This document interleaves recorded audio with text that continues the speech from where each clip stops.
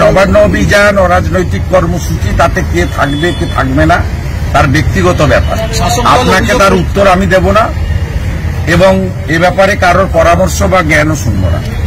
এবং সিবিআই হাইকোর্টের নির্দেশ মতোই গতকাল এফআইআর রুজু করে তারা আজকে আর্লি মর্নিং ভোরবেলা থেকেই তাদের কাজ শুরু করেছে।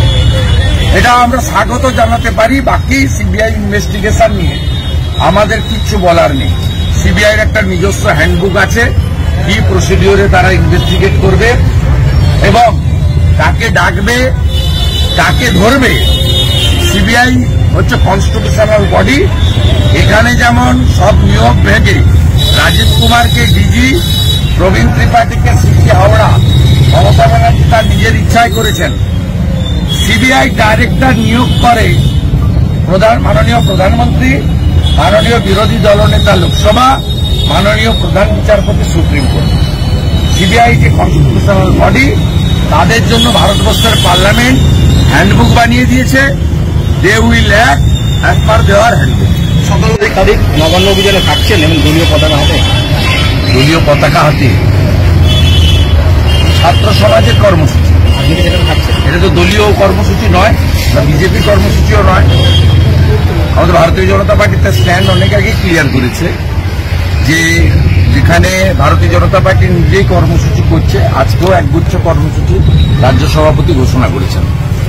আর যেখানে ছাত্র সমাজ বা প্রতিবাদী জনতা, সচেতন নাগরিকরা পতাকা ছাড়া কর্মসূচি করবে, সেখানে ভারতীয় জনতা পার্টির সভ্য সমর্থক, ভোটার, নেতৃত্ব কারো যাওয়ার ক্ষেত্রে বিজেপির কোনো বাধা নেই। সিপিএম যেমন চায় যে মমতা ব্যানার্জির সরকারটা থাকুক, তেমনি ভারতীয় জনতা পার্টির লক্ষ্য এবং উদ্দেশ্য হচ্ছে যে আমাদের ডাক্তারি বোন, যার মর্মান্তিক বেদনাদায়ক সরকারি ধর্ষণ এবং মৃত্যু ঘটানো হয়েছে, তার অভিযুক্তরা চরমতম শাস্তি পাক। 14 তারিখ রাত্রে তৃণমূলের গুন্ডা বাহিনীর দ্বারা আরজি করকে যেভাবে ভাঙা হয়েছে, আন্দোলনকারীদের উপর অত্যাচার করা হয়েছে, তার প্রকৃত দোষীরা উপযুক্ত সাজা পাক। সর্বোপরি দফা 1 দাবি 1 মুখ্যমন্ত্রীর পদত্যাগ, এটা ভারতীয় জনতা পার্টি একেবারে অন্তর থেকে সমর্থন করে। বিরোধীরা অভিযোগ করছে যে আপনি রাজনৈতিক উদ্দেশ্যের জন্য এই নবান্ন অভিযানে থাকছেন এবং সেখানে হামলা জানানো। নবান্ন অভিযান অরাজনৈতিক কর্মসূচি, তাতে কে থাকবে কে থাকবে না তার ব্যক্তিগত ব্যাপার। আপনাকে তার উত্তর আমি দেব না এবং এ ব্যাপারে কারোর পরামর্শ বা জ্ঞানও শুনব না। কমপ্লিটলি আহ্বানটা ব্যক্তিগত এবং আমাদের বাবা সাহেব আম্বেদকর আমাদের বাক স্বাধীনতা, রাজনৈতিক স্বাধীনতা দিয়ে গেছেন।